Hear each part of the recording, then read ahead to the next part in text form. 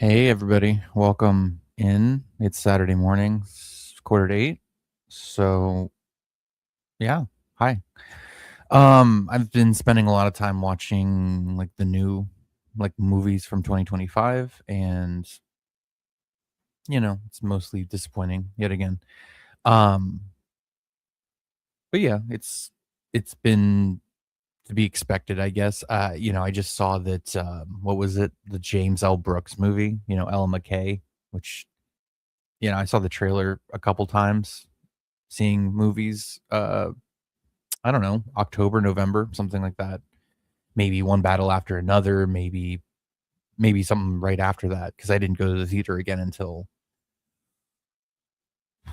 early November, and I completely forget what it was that I saw. See, that's not good. It's not. I mean, there are things that I do that affect my memory, especially short-term memory, but, if I can't remember, it's not good. It's not a good sign. Anyway, that looked terrible. I mean, it was like some modern framing of like a Hillary Clinton type, like how do we make this type of woman relatable and likable? It's like, oh, she's got a family to deal with. It's like, yeah, okay. And she's the governor of her state. And she's it's like, oh shit. And you're just like you're watching this unfold in this like James L. Brooks kind of way. And it's like, oh, this is painful, guys. This is real. I mean, the guy who did broadcast news, the guy who did As Good as It Gets. I never cared for Terms of Endearment, but it has its fans out there. So, and longtime producer on The Simpsons. So, I mean, he's a guy that's funny. He's and can infuse the movie with some talent, with some um conflict, something that makes people want to watch it, follow the story, follow these characters. This is a movie I've not seen yet, and I'm talking about it. So yeah, we'll see. We'll see how that is. I don't think I'm going to rush out to the theaters to see it. It's got like a 24%, I believe, on Rotten Tomatoes right now. Um, so, but yeah, it's not great. Trevor's saying good morning. Good morning, Trevor. Um, I always forget we're in the same time zone. It's like Michigan and Pennsylvania being in the same time zone is bizarre to me, kind of, but that's fine. It's just geography, really, at a certain point. But um, yeah, I don't know. And no one's watching right now, so I'm not going to be like, hey, audience, what did you like that came out this year? Um, so listen, I do think that 2025 is actually better than 2024. Uh, I think that last year really was a bottom of the barrel year. I was hoping this year was kind of a recovery from that, was kind of a bounce back year because of the writer's strike. I think that impacted a lot of projects last year, but not really. I mean, I think that you have a few select filmmakers who have made an attempt, have made who had an idea at the right time that was able to, get their project made. But I mean, a lot of these movies aren't going to be profitable. A lot of these movies, um, even if they're better than the kind of franchise intellectual property stuff that gets put out there, more frequently than anything, even if they're better movies, people still aren't going to see them. So um, I'm gonna have obviously reveal it to my top movie list here at the end of the month. Currently, it's kind of between Eddington, Begonia, F1, and Blue Moon. Those four are kind of jockeying for position, but yeah, I we'll see. I mean, there's stuff I haven't gotten to yet. I haven't gotten to Die My Love, which I don't have high hopes for, with a D plus cinema score there. Or Christie. I'm sure there's things I will like about Christie just because it's a boxing movie.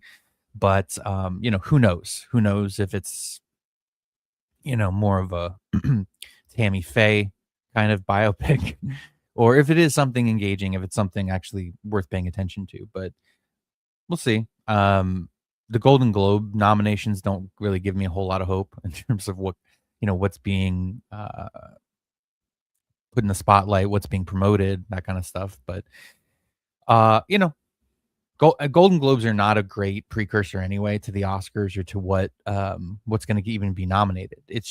Some of it is, but a lot of it isn't. We've seen that in a lot of years past. So, um, yeah, I think that people are just gravitating towards what they inherently like, whether it's like genre movies. So if you like horror movies, I'm sure you're pushing up stuff that came out this year that appealed to that. I like a lot of movies, obviously. I like all kinds of stuff, but it's like the satire in Eddington and in Begonia that I'm really kind of pushing to the forefront.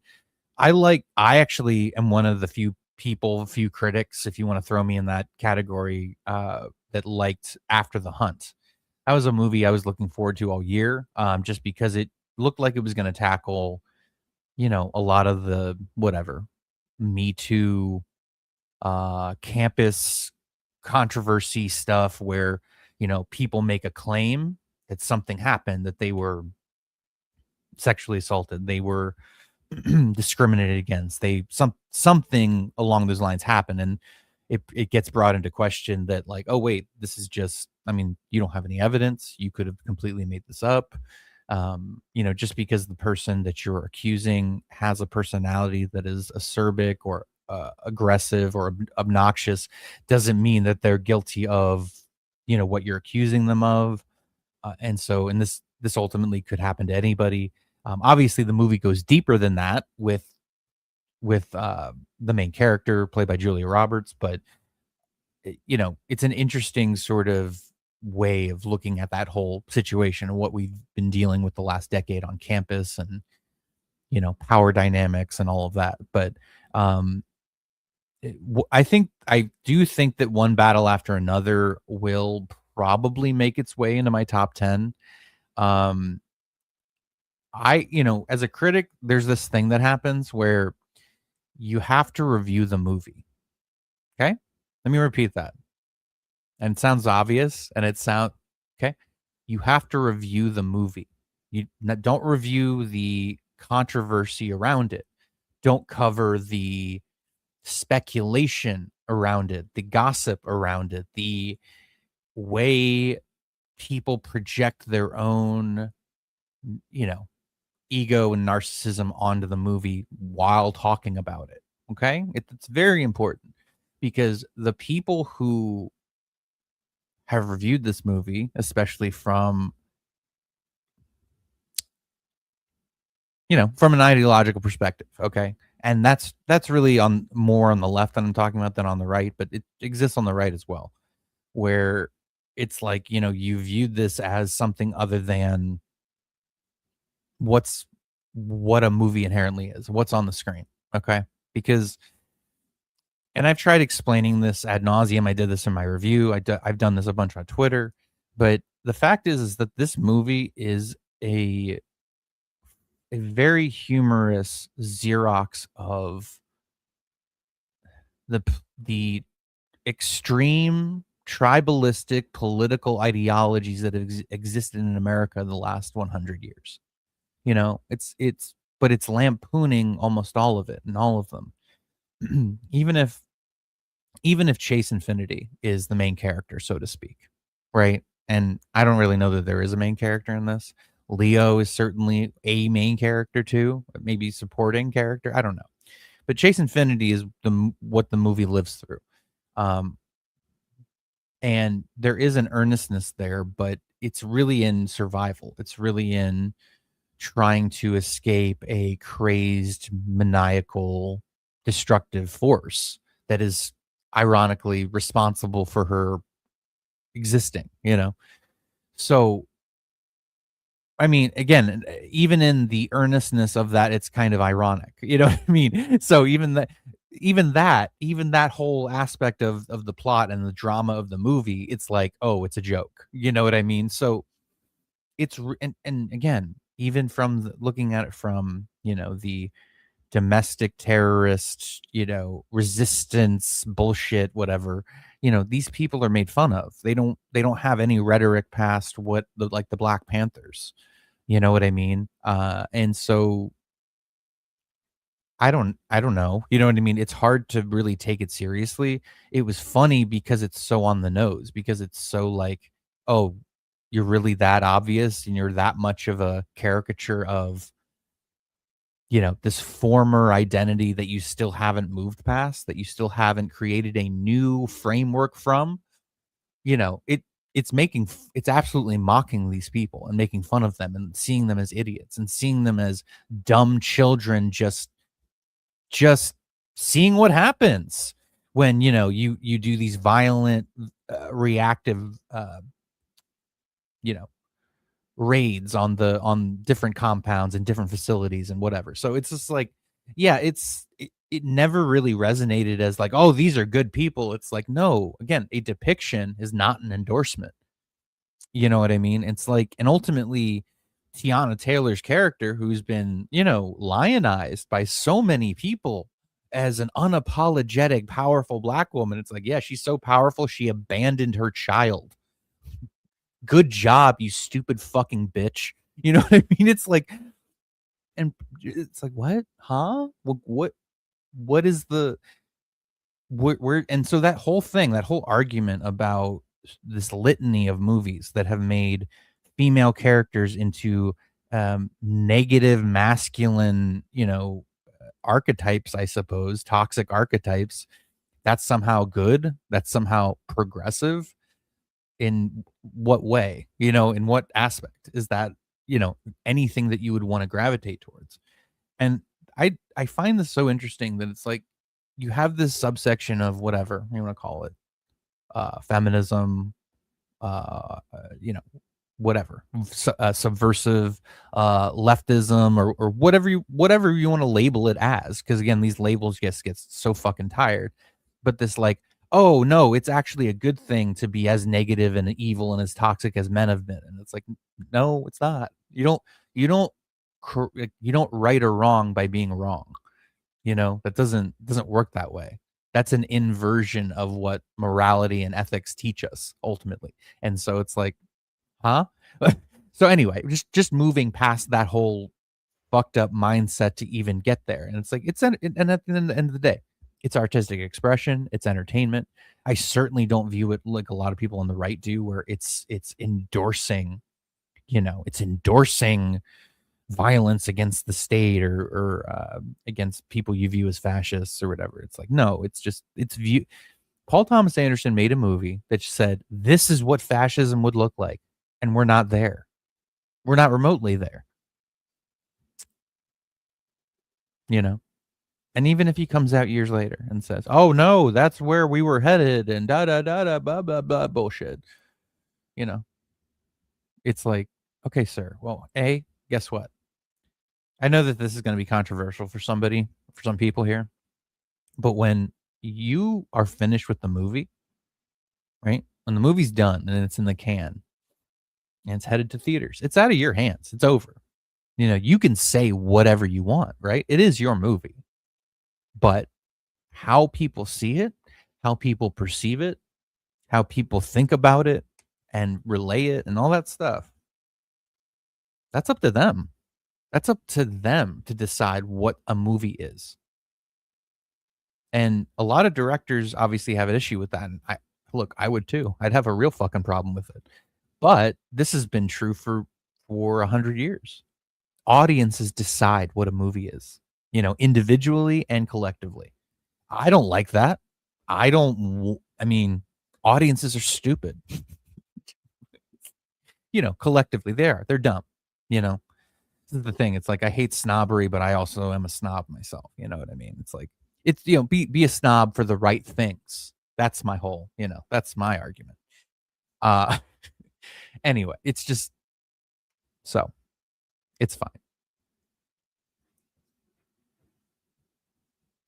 But,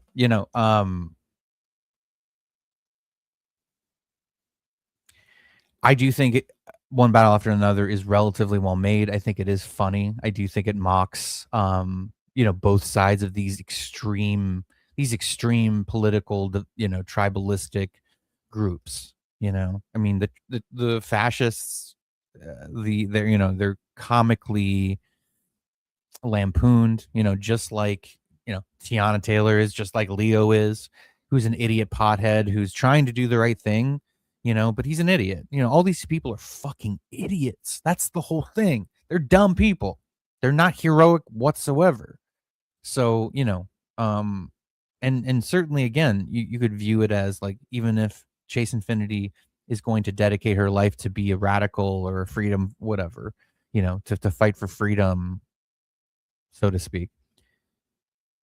So all her mother has done, I mean, she abandoned her, so she gave her a lack of, I mean, she and provided her with a lack of identity. She also provided the framework to live a life of uh, criminal behavior and immoral actions and violent retribution, and not providing her child with a better life. No, in fact, she did the opposite. She condemned her to the same pattern of self-destructive behavior, you know? And I'm sure a lot of people will see that as, well, she's fighting fascism, so anything, it's like, oh, so the ends justify the means, right?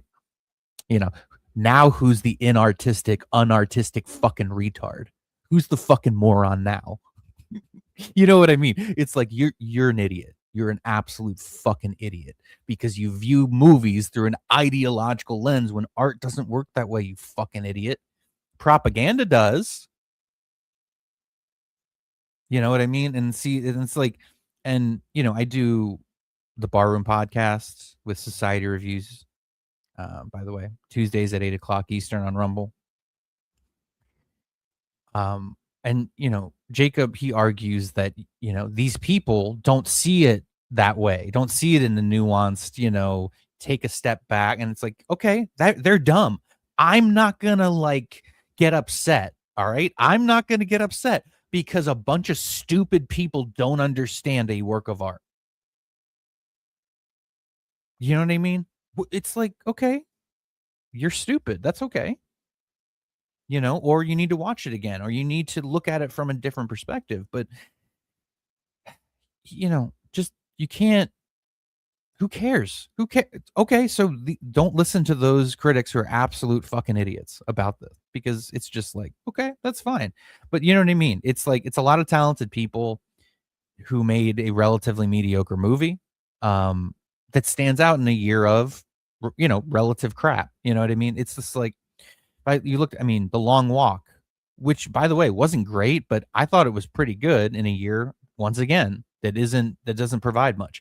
And that's kind of the general consensus here for 2025 is like, it's better than last year was, I think. It is better, but again, people are just going to kind of push what they liked because nothing really stands out as an above the shoulders consistent, okay, that just floored me, like Oppenheimer did, like Killers of the Flower Moon did.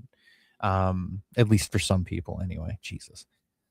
The amount of people who just, I don't know. It's too long. Yeah, just shut up, please. Anyway. So, I mean, and I'll bring up what I've got so far. I mean, I haven't put a lot of movies in my letterboxed top movies of the year, but that's okay. And we'll take a look. I'm Peter Green, who was in The Mask and The Usual Suspects, died last night, or was found anyway last night. So if you guys know who that is. Trevor with another comment here. So F1 was the only thing I really liked this year, but I didn't see much that was new. Yeah, it's hard to sort of convince yourself to give things an opportunity at a certain point. It's kind of why I waited to the end of the year. I mostly saw classics in the movie theater this year. I mean, I saw a lot of great movies, especially in September. Vertigo 2001, A Clockwork Orange. Oh,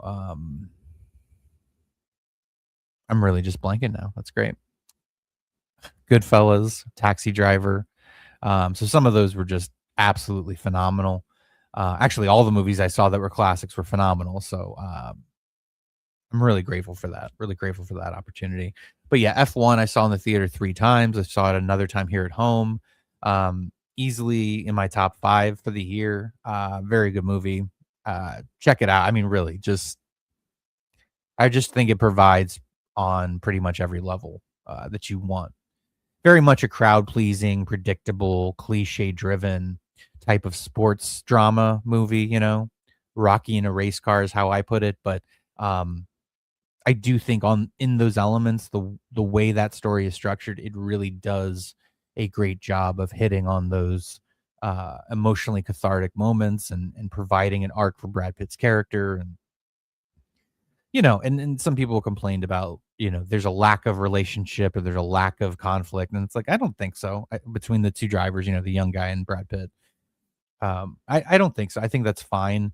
And oh, his character wasn't really explored. It's like, I mean, it was. It's just like it's a type of movie, and it's already 2.5 hours long, and it does have certain things in it that if you look at it from a stereotypical point of view of like the model of the movie, the model of the Hollywood movie, and say, oh, there's the first female like um data scientist when it comes to speed and blah blah blah, like stuff like that feels a little shoehorned in, but that's just because we're in that era, we're in that time of because I think it was Carrie Condon, right?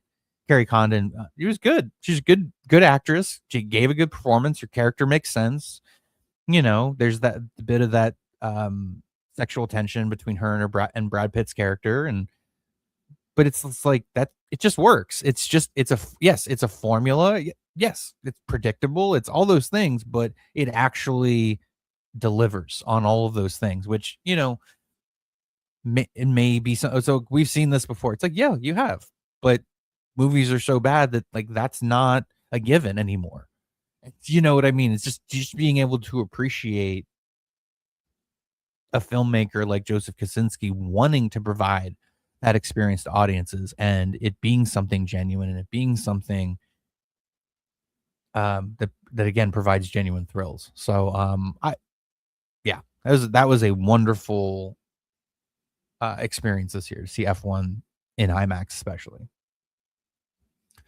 And Begonia, I mean Begonia is great in my book because it's Yorgos Lanthimos being kind of, devilishly clever, and just like laughing in the corner at how, I don't know, how much we should really despair about our own race, about the human race, and how much we're probably not going to get it. There's an opportunity, and there will be an opportunity at every turn until it's too late. But yeah, I don't want to spoil it too much here. But it's very funny. It's very dark. I think Emma Stone gives another great performance. I'm sure she'll be nominated for Best Actress once again. Jesse Plemons is excellent. There's really not much else to say there. I think it's a really interesting idea that you might adapt out of a short story, which it seems like a lot of movies thrive on that kind of limitation and rigidity. But yeah, it's clever, it's funny, it's sad ultimately, taking a step back and seeing its commentary. But it's a very effective satire, especially in 2025, of where we are, and unfortunately, probably where we're going. And Blue Moon by Richard Linklater. Um, Kind of a one location 90-minute movie where Ethan Hawke is wearing a partial bald cap and playing a flamboyant theatrical scion, I don't, it's just like it's okay, and Margaret Qualley looks fantastic once again in 1940s attire. It's just like there's this quote from Mad Men that Joan says, it's like, I bet you'd like to drink a big glass of that. It's like, yes, I would. And we'll leave it there. But it's fine. I mean, we've all been there as men, whether you're young or in your 30s or older than that. We've all seen a woman at a time and a place, whether you know her or not, whether you get to talk to her or not. and you just, you know, you fall in love a little bit, and you know you're never gonna be together. You know you're not gonna. It's not gonna happen. But you get it. You know what I mean? You get that longing. You get that pining. You get that that wish, that wistful feeling, wishful feeling, whatever the fuck I'm trying to say. Anyway, but yeah, it's, you know, and you're just stopped in your tracks a little bit. So, um, and you know, I was lucky in my life to actually at a time uh be with a woman like that. So, you know, it's you always feel fortunate for stuff like that in your life. You know what I mean? You look back and you're like, "Holy shit, how did I pull that?" Anyway, moving on. Blue Moon is good. It's sad, it's funny, but yeah, and Ethan Hawke I think gives a career best performance. I would not be surprised if he wins the Golden Globe, the Oscar. I really think that he should be the front runner at this point. I know Leo is going to be there. I think here's the thing. I don't think Leo is best actor, right? He's going to be best supporting actor. I mean, I just don't think, but in everything I've seen, he's been nominated as best actor. So that's the thing. I don't know. Sean Penn will be best supporting actor probably for one battle after another. Um, but yeah, Blue Moon's a very nice movie. Check it out. Will probably be part of my top 5 unless something comes along and surprises me. But one movie I haven't talked about a whole lot that I am really looking forward to is this thing On, which is a Bradley Cooper directed movie starring Will Arnett and Laura Dern. So a certified movie for adults that I'm hoping is really good. I mean, it doesn't really seem like the kind of thing that gets nominated for Oscars, but you know, who fucking knows? Who the fuck knows? So I am looking forward to that. You know, I'm looking forward to Marty Supreme by is it Benny Safdie? Is it the other Saft? Is it Josh? I don't know. I get them confused, honestly. But the you know, definitely looks like a return to Uncut Gems. The Smashing Machine was a big disappointment. Big disappointment. I can't even begin to talk about. I mean, okay, so the Smashing Machine, right? The Rock, Emily Blunt, he's playing Mark. Is it Mark Kern? I think that's his name, Mark Kern. Maybe I'm saying it wrong. Um, you know, I thought that it was a pretty solid performance by The Rock. I didn't necessarily think it really rose above sort of the standard fare that we've gotten from him. I mean, I thought it was a good performance, but largely just didn't, you know, it didn't really stand out itself. Emily Blunt plays an absolutely awful, toxic, stupid woman who gets in the way at every turn, who becomes a hindrance, who becomes a burden, just constantly in the way, constantly complaining. And I mean, ultimately, he loses because of her. So, oops, spoiler. Sorry, guys. Um, so even if that's his story, it's just you kind of wonder at a certain point, like, why is this being made? You know, not to mention that there is a documentary that supposedly is vastly superior that everybody should watch. So, eh, I mean, it's just a forgettable kind of movie, and it's like you wonder if Benny Safdie, I think it was Benny Safdie, just sleepwalked through production and just there's no life behind this movie whatsoever, no artistic point of view. It's really a piss poor effort, in my opinion. Somebody that uh, is supposed to be a competent filmmaker. You know, he seems a little busy there with his Showtime shit and other projects. So we'll see about Marty Supreme. I'm excited about that one. I think Timothy Chalamet showed that he should be taken seriously after last year with A Complete Unknown. So I'm looking forward to that. But really not much else. I again, I've been watching a lot of Netflix movies, for 2025 releases. Jay Kelly. I mean, again, it's Noah Baumbach doing his Woody Allen, Peter Bogdanovich, New York, Hollywood industry movie. Um, uh, it's fine. It's just, you know what I mean? It's a forgettable kind of watch where George Clooney plays a fictionalized version of himself, who's, obviously he's more selfish than I really am. Yeah, shut up. Shut the fuck up, George.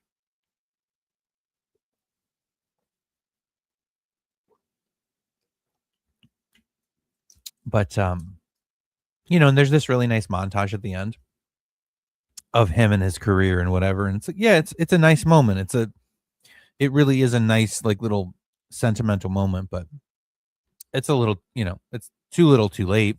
Adam Sandler is fine as, like, basically playing a version of Noah Baumbach, and he's married to Greta Gerwig, and you see Greta Gerwig's and Noah Baumbach's kid in the back and kind of make, saying funny things. And it's just like, it's this indulgent fucking, like, okay, we get it. Netflix paid you a bunch of money to fuck around for a week and to craft this movie around George Clooney, and just, it doesn't work.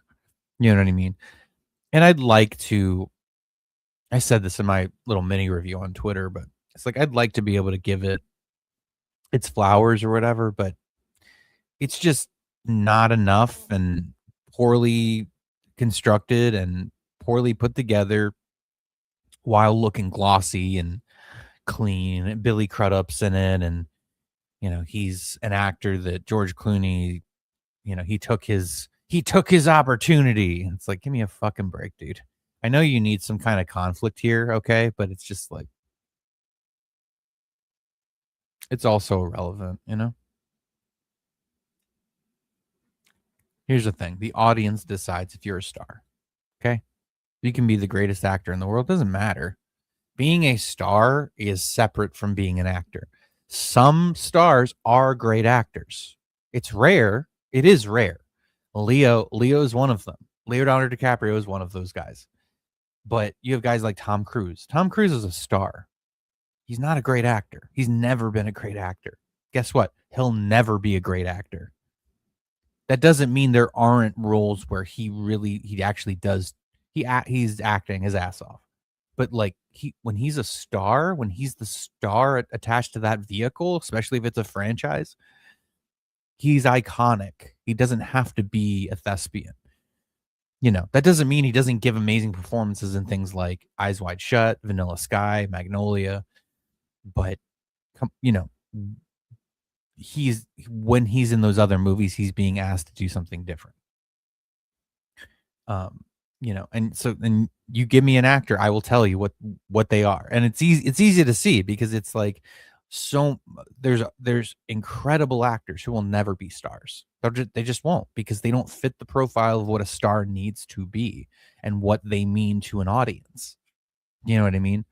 I mean, obviously guys like Arnold Schwarzenegger, Sylvester Stallone, Bruce Willis. I mean, none of these guys have really ever been good actors. I'm sorry. Like, Bruce Willis might have a role here or there that stands out or something, but I mean, come on. you know. Um, but then you have guys like Nicolas Cage who occupy some weird fucking. I mean, it is role dependent with Nicolas Cage. Let me tell you that. And even when he's a star, he's such a weird guy. He's such a weirdo. And I'm like, why is. I mean, that guy is like an actor who's like, why are you even magnetic? Like, why do people even want to watch you? You're so weird.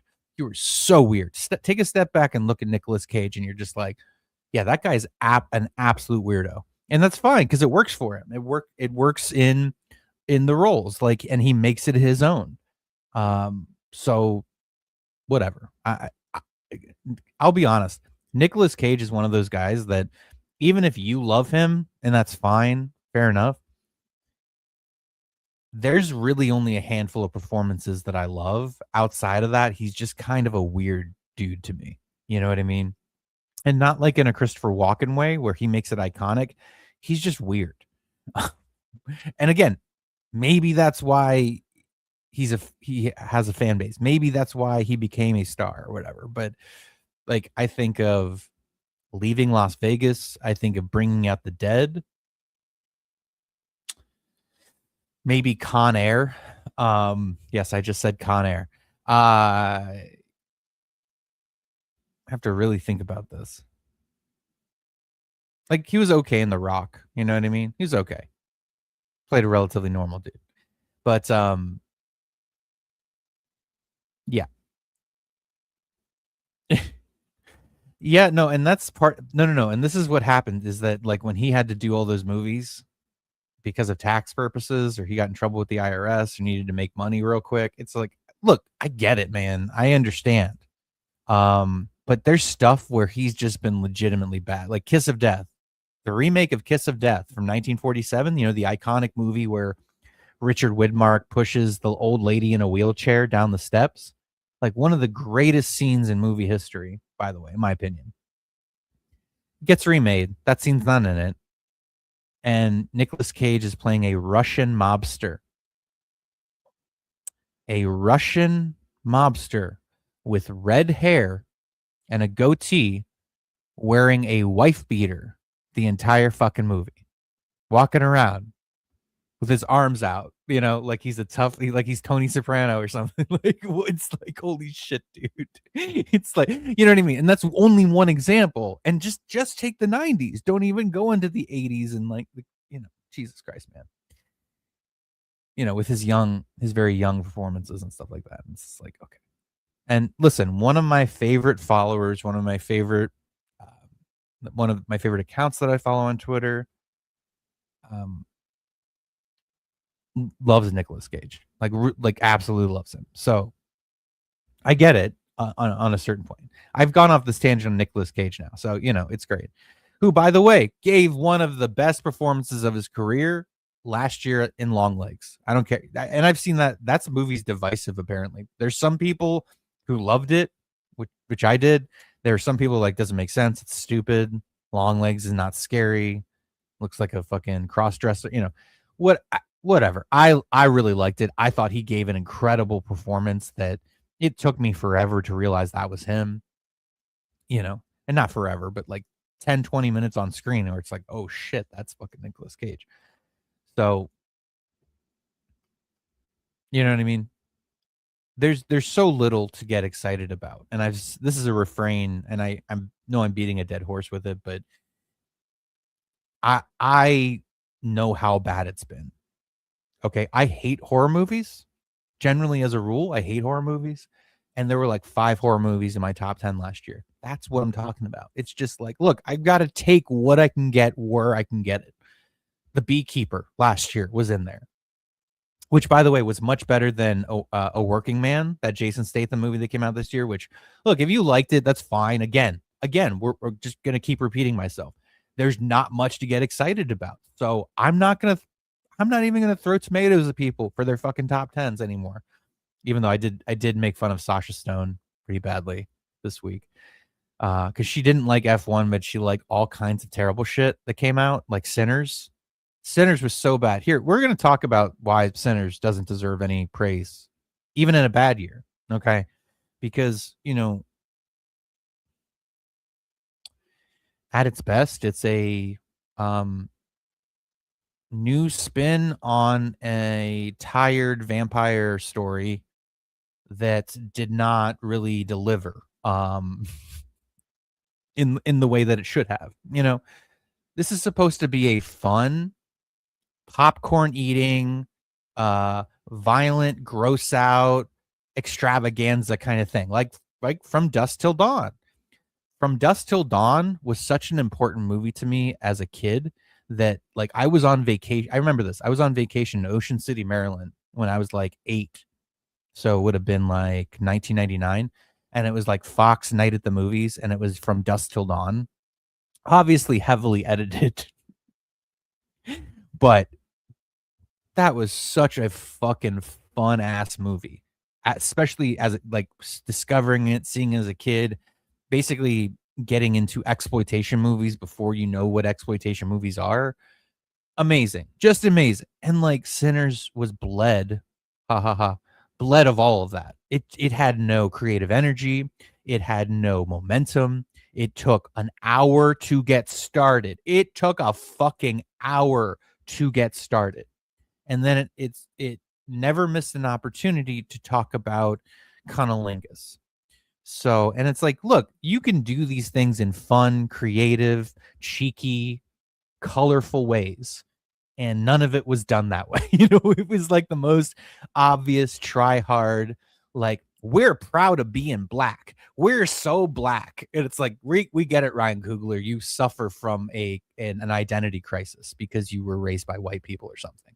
I don't know. I have no idea what his issue is with fucking Fruitville Station and Black Panther and the fucking Creed movie. And like, we get it. You're inadequate. You feel inadequate. I'm sorry that you feel like such a insignificant fucking flea. I mean, really, I'm sorry that you feel that way, but it comes across a little too clearly in your movies. So anyway, and just like the emphasis put on the one brother's love interest being a big woman. It's like, who gives a fuck? Who gives a fuck? What does that have to do with making an interesting movie? What does that have to do with what people want to see? It's like, okay, so you're catering to a very small section of a minority population. Like, okay, for so it's like there's that, and then there's the whole implication, and it's not really an implication. It's sort of an obvious, like, hey, let's beat the audience over the head that white people are evil, racist vampires. And they pollute everything they touch. And our wonderful, magical, musical culture has been stolen by these vampires. It would be funny if it wasn't taken so seriously by like these people on Twitter and by the entertainment press. And it's like, you people are so fucking ridiculous. You are so racist and ridiculous. And you want people to take this seriously as an art form. You want people to take the, and then it has, okay. I haven't even gotten to the worst scene in movies this year in Sinners. It's in Sinners. It's that musical, like, it's that like musical historical like breakdown of time and going through the ages of all the influences that that the black artist and musician is responsible for, and how it's brought people together. And it's like it's okay, it's the biggest fucking like circle jerk of like a racial contribution to culture in the history of cinema. Like it's the most egotistical, what is it, that term I love using, navel gazing fucking tokenism bullshit that I've ever seen in a movie. Okay, all of the great filmmakers that are no longer here, they are turning over in their graves for that scene having been. And look, there's a lot of movies, there's a lot of trash, there's a lot of terrible shit out there, but the fact that this was a Warner Brothers released studio movie in 2025 should tell you everything about why the film industry is cratering, is failing. And yes, to be honest, Sinners did make a considerable amount of money. I don't know that it necessarily posted a profit, knowing what the economics are, 2.5 times the budget, theaters taking 50%, but it did decently for what it cost and the people that went to see it. It just and I went to the theaters to see it, to be fair, because I wanted to give it a fair shake. I knew going in I didn't like Ryan Coogler. I knew that Michael Jordan was a subpar actor. That the cast, other than Jack O'Connell, who by the way has been a fantastic actor for over a decade. Watch Starred Up, by the way, from 2013. It's a prison movie. It is fantastic. But yeah, I mean, just kind of a lackadaisical poorly made, embarrassing, narratively embarrassing movie that doesn't really look that great either. So there just really was nothing for me to kind of latch onto there. I would rather see Dawn of the Dead, 10 out of 10, you know. So, but you know, and that Weapons was another one where look,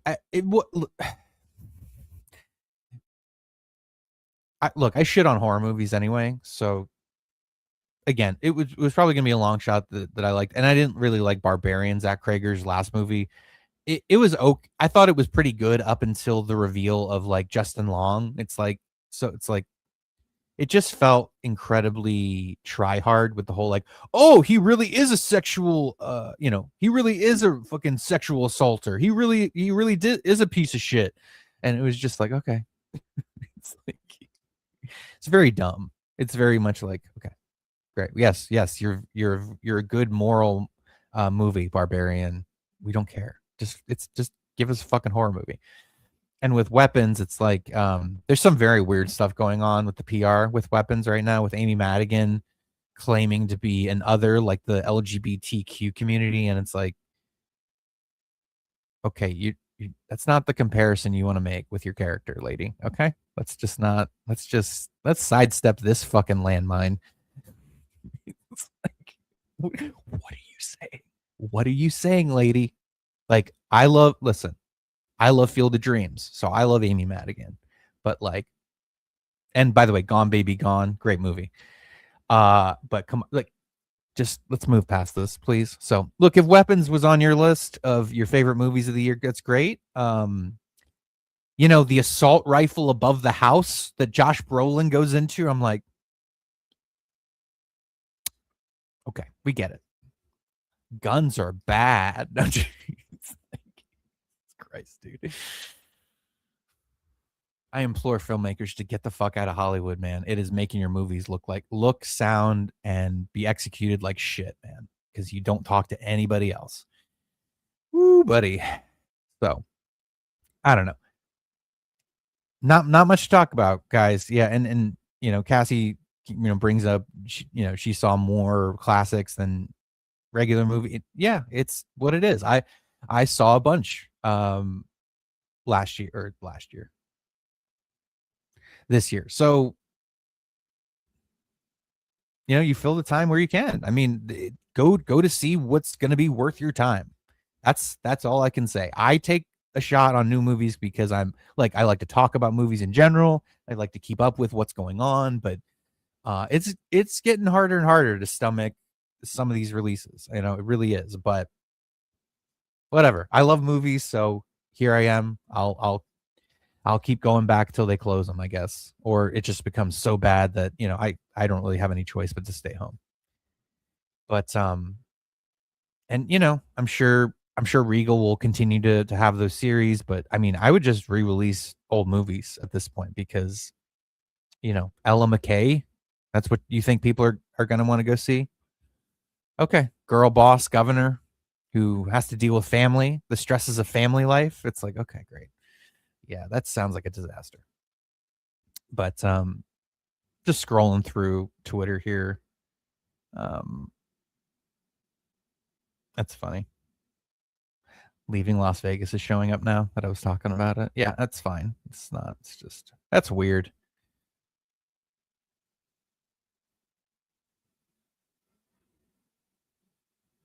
Anyway. Oh man. I'm going to bring up my list here for 2025. You can take a look.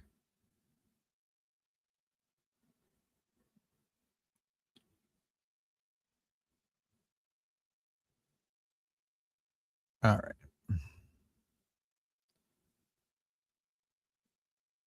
I mean, there's stuff. I mean, I'm sure I've forgotten about for the year. I mean, you can see it's pretty. Yeah. No. And look at that bottom row. This is what I'm talking about. So you've got Black Bag, which was not bad, but you know, That's the kind of year it's been. Is this small espionage thriller where these intelligence agents kind of grill each other. Um, by Steven Soderbergh is one of the best movies of the year. I watched it with my parents; they really liked it. Um, yeah, you've got the Ballerina movie with Anna de Armas, which, a lot better than the coverage it got.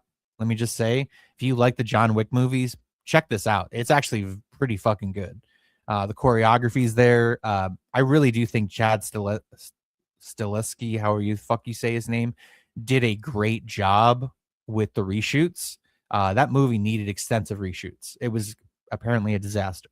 So I really liked it. I thought it was pretty good in terms of the type of actioner it is. The Naked Gun remake, look, it is not a great movie, but I just loved that you had something cracking stupid jokes again because it's been such a long time. You have the Mission Impossible movie, which I thought was a really nice end to that franchise.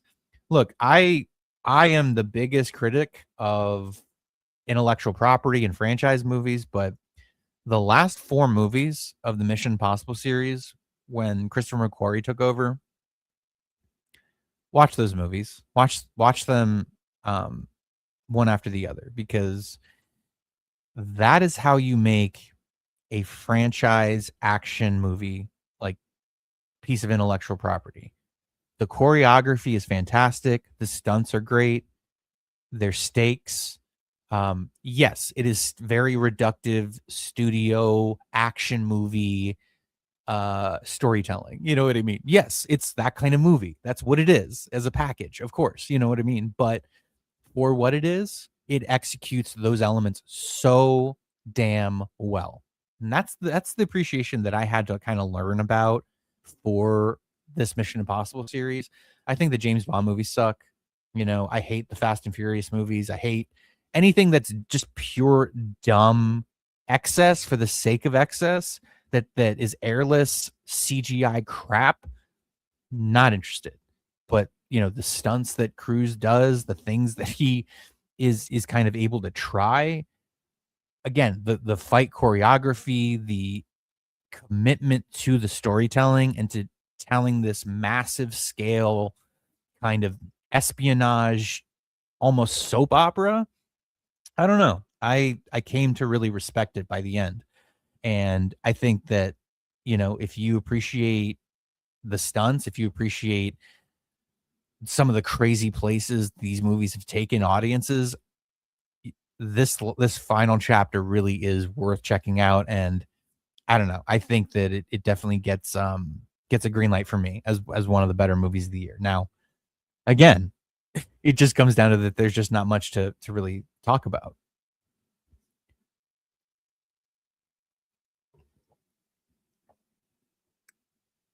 Um, Warfare was another Alex Garland movie with Ray Mendoza. Pretty good movie. You know, it's gruesome, it's harrowing. There's really not much to talk about. It's, these guys are bunkered down in a bad situation and they're trying to get the fuck out of it. But it's told with kind of this gritty realism. It is unflinching, disturbing. So if you're into that, if you're into, war dramas, military thrillers, definitely check it out. I certainly think it's better than something like Black Hawk Down, which certainly has gotten some notice lately. Uh, so check it out if that's your thing.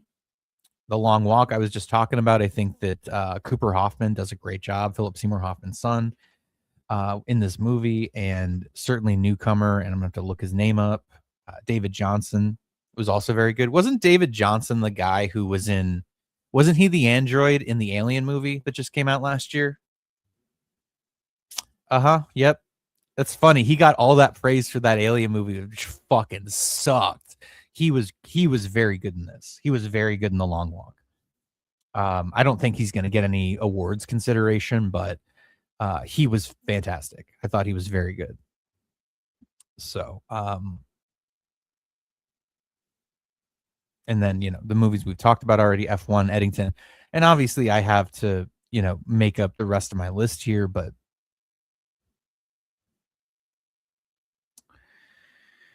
yeah.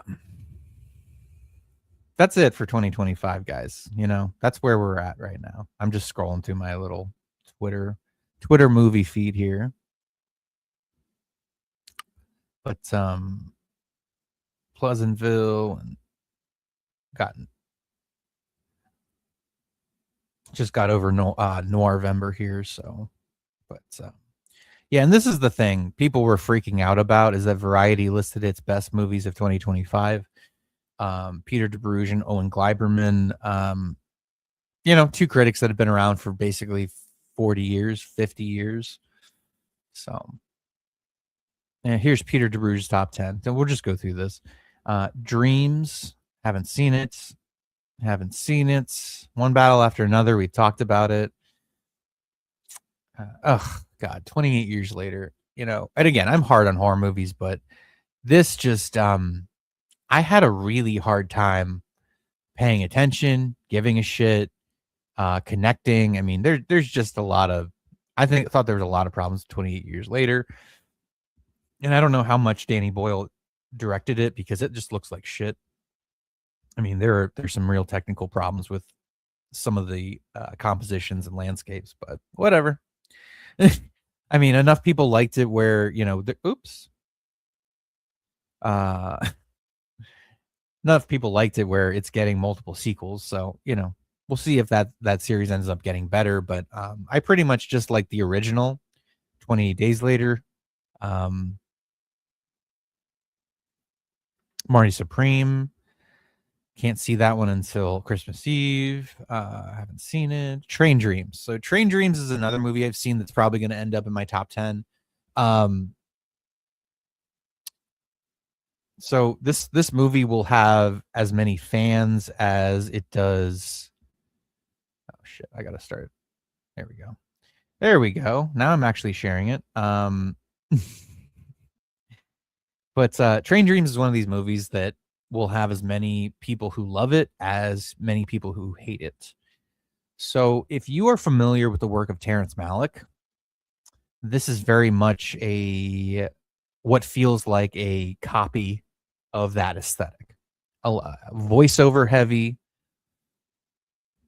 Generally, it's not the voice of the character; it's someone narrating the story, the character's thoughts, what they're doing, motivations, and this can be done well. It can be done poorly. It really just it depends on your tolerance for it. Now, I tend to love this kind of thing. I tend to think it's lyrical. I tend to think it's poetic. I think it provides almost a paintbrush landscape of the vision of the creator. However, it can be a problem. It can be an over reliance on expositional explanation.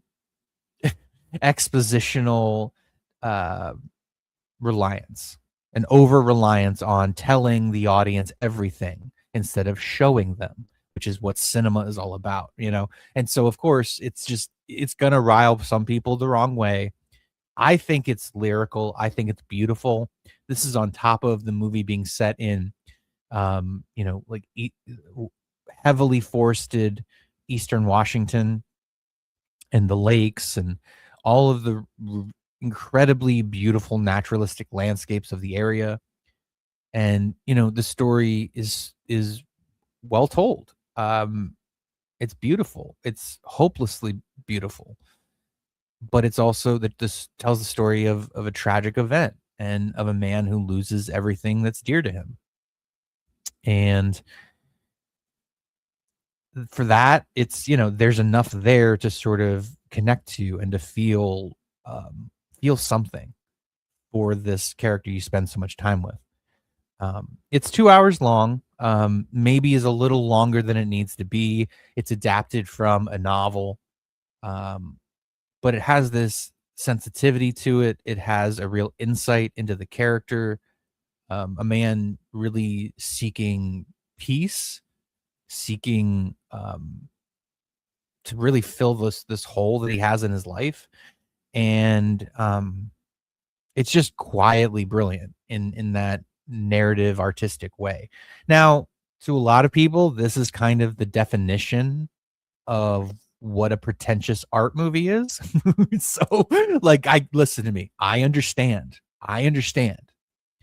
But what is being touched on is something that Thoreau and Walden and, Ralph Waldo Emerson talked about, and why they went out to nature to try to find peace and find this connection to something larger than themselves. You know what I mean? And it's also about how, post, the industrialization period, how it kind of erased man's connection to nature at large, and how it takes this willful effort to get away from it, to get away from what people lovingly call progress, you know? So, um, I think that there is a sort of natural inclination for people who are sensitive to anything that's critical of modern life or urban locations, let me put it that way, to hate on it as kind of being a piece of reactionary art. It's like, I'm sorry, but if you view Train Dreams as a piece of reactionary art because it wants to reject modernity, man, maybe you aren't paying attention to what most people are experiencing in terms of the modern condition. So that's what I'll say about Train Dreams. It'll probably make its way into my top 10, maybe my top 5. I do think it's a beautifully stated work of art. Absolutely. President's Cake, haven't seen it. Steve, I haven't seen it. It's another Netflix one. Here's Owen Gleiberman's top 10, One Battle After Another, Marty Supreme, Sentimental Value. I'll watch Sentimental Value. I don't really want to see it, to be completely honest, because its director seems insufferable. Begonia, we talked about. Mission Impossible, we talked about. Weapons, Black Bag. Oh, God. Nouvelle Vague. Okay, so I guess it's not a bad movie, but it's Richard Linklater talking about, or making a movie about, Jean-Luc Godard's early career while he was shooting Breathless. Again, I couldn't care less. If you know the story, you know the story. You don't really need to see a biopic basically about it. It's beautifully shot in black and white. It's got all the famous faces and, Romer and Truffaut, and you've got you know, what's her face? Jean, yeah, she was in Breathless. I'm just trying to think of her fucking name. Seberg, Gene Seberg, and you've got, Belmondo there, and it's fine. You know what I mean? But it's like, this is a TV movie. This doesn't has no reason it should exist. I mean, I don't want to say it's a waste of time, but it does feel like that. It really does.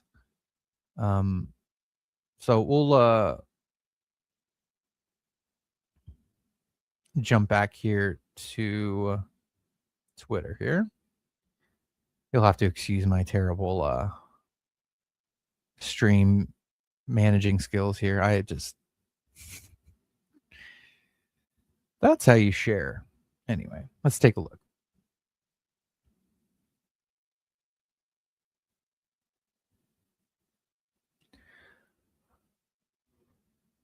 I'm sure a prospective audience loves this. That's a way of developing talking points.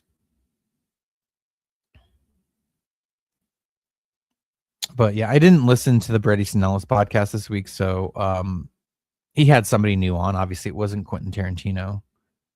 So, and I pretty much talked him to death last week, so we don't need to go into that. There's Marty. There's Alan Rickman calling off Christmas. The Shop Around the Corner, very good movie. Much better than You've Got Mail.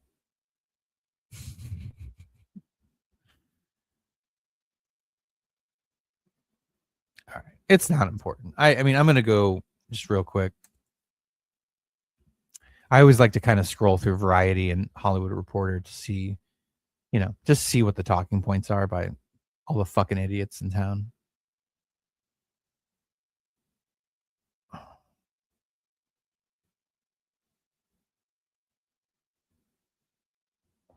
And I mean, there's so much bullshit, you know what I mean?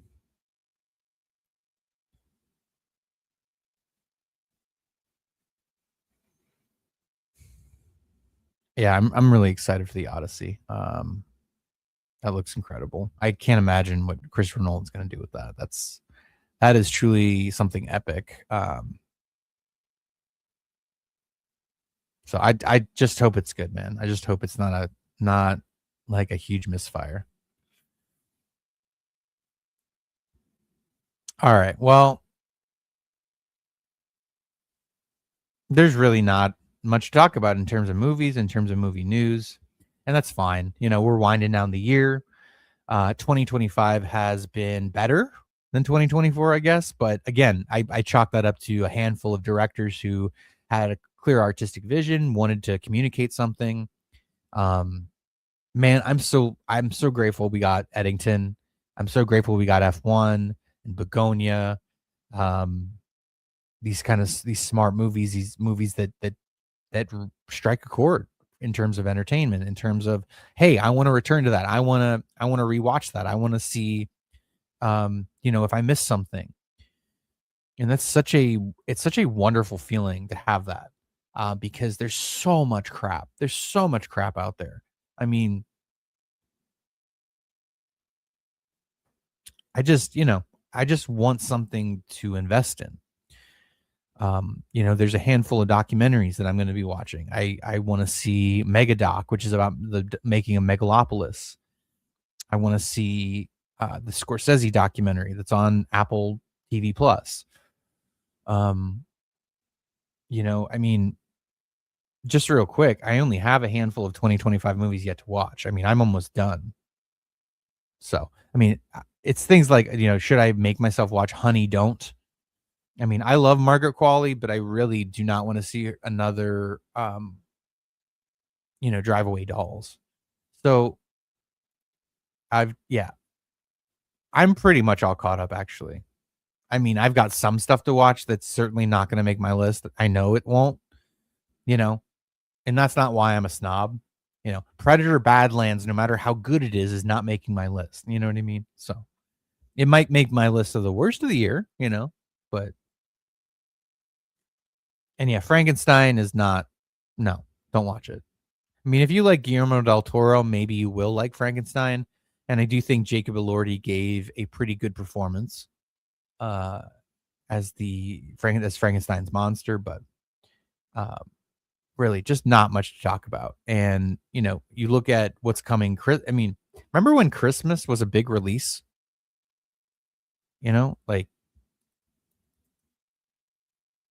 Like I'm actually interested. I can't even think about what's releasing on Christmas this year. I know Marty Supreme is,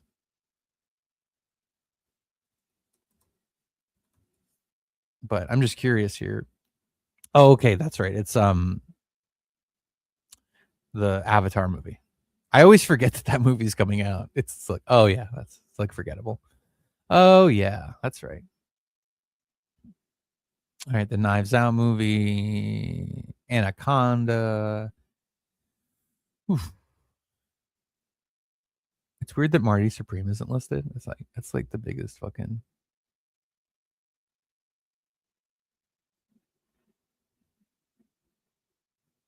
Here, just go to IMDb.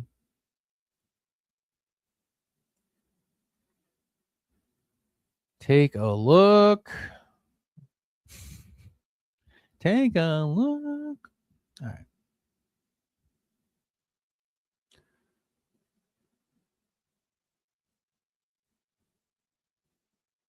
Okay.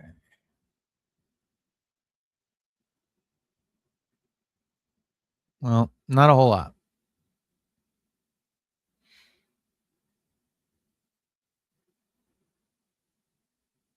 Laura Poitras has a new doc out called Cover Up. Uh,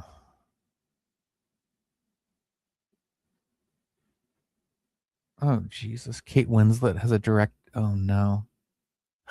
Oh, no. Goodbye, June. Follows a group of fractured siblings who must come together under sudden and trying circumstances. Yeah, that sounds awful. Directed by Kate Winslet, starring Helen Mirren, Timothy Spall. Okay. It's like, okay. Well, there you have it, guys. I still have yet to see Hamnet, that Oscar Beatty Shakespeare thing, and Christie, Marty Supreme, and Is This Thing On? Those are really the final 4 I have yet to see for 2025. Other than that, I have pretty much gone over the top movies in my 2025 list. And this is not in order, but we'll do it here. So yeah, not in order yet. I will share that on Twitter and in my stream here at the end of the year, but we'll go top 10. And again, not in order. Begonia, F1, Eddington, Blue Moon. See, I can't even fucking remember. Train Dreams. See, I have to cheat. It's terrible. The Long Walk.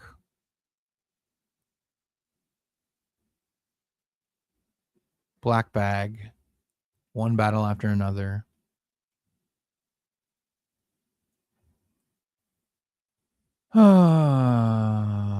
I feel like I'm forgetting something I actually liked. That's terrible, isn't it?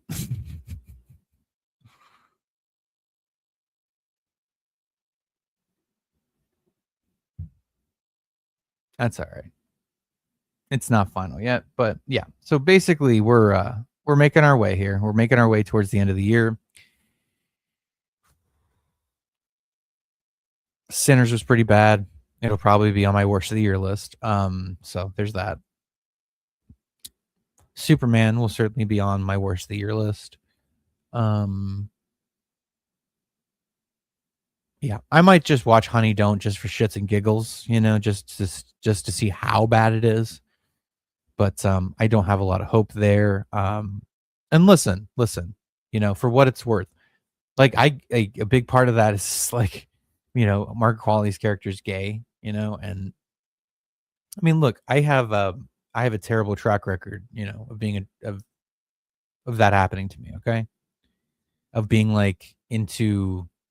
I don't know how I want to put this in a politically, so I'm just going to say it. Being kind of into dykey looking women, right? With the hopes that they're straight. Now it's like a weird 65-35. You know what I mean? It's not like quite 50-50 and it's not like 75-25. It's a weird ratio. So, but anyway, moving on. So I mean, I get part of that like thing that's in that movie or that I've seen in the trailer of like Charlie Day hitting on this obviously gay woman or whatever, but it's like whatever, it's fine. We're all just looking for something that we've created in our own minds anyway. So anyway, stop self-incriminating myself here and end the stream, but I've been talking for 73 minutes. Pretty good. Anyway, I'm signed up for StreamYard for an entire year now, so I have to justify that purchase by streaming more. So, look out for these. I just try to do it when I have time. Usually that's on Fridays, Saturdays, Sundays. Now that my job has we're done with our busy season. I have more time on Fridays. I have more time on the weekends. So I will be around more often. And I really want to get to writing about movies next year and just really make that, because I put my mind to it. I lost 40 pounds. I gained 15 pounds of muscle in the last 6 months. I've done great there. Now I want to put that kind of focus and drive in to my creative outlets, into my writing. So I can be more engaged. And so even though things are shitty, it's like, so what? So double down on your effort in calling them shitty and make more effort in seeing things that don't suck and saying, hey, this is why this worked. This is why, this is what movies could return to if they're interested in sustaining themselves as an industry. So I hope you guys have a great weekend. It's my first weekend or first day off here in 13 days. So I'm looking forward to it. I'm gonna watch a lot of movies. Gonna finish up 2025 stuff. I know Christie's out, so I'll definitely catch that. And then tomorrow is football as always. But I will try to get some movies in. My to be list is 300 movies deep, so a lot to watch there. But just follow me over my Twitter. It's Rob_Motto. You can find me over on YouTube, even though I really don't use it now. I am actually getting these streamed there as well. Though I'm sure it'll get flagged because I used some language earlier. But you can find me at Rob Motto Movies, just all one thing. Yeah, that's me. Or not. I don't know. Just that's me over there. And then and then you can also find me on Instagram at Rob_Motto as well. I post all the movies I watch. I like to talk about them frequently. So I'll see you guys around. I'll see you guys later. Have a good weekend. Take it easy. And I will see you next week. Bye-bye.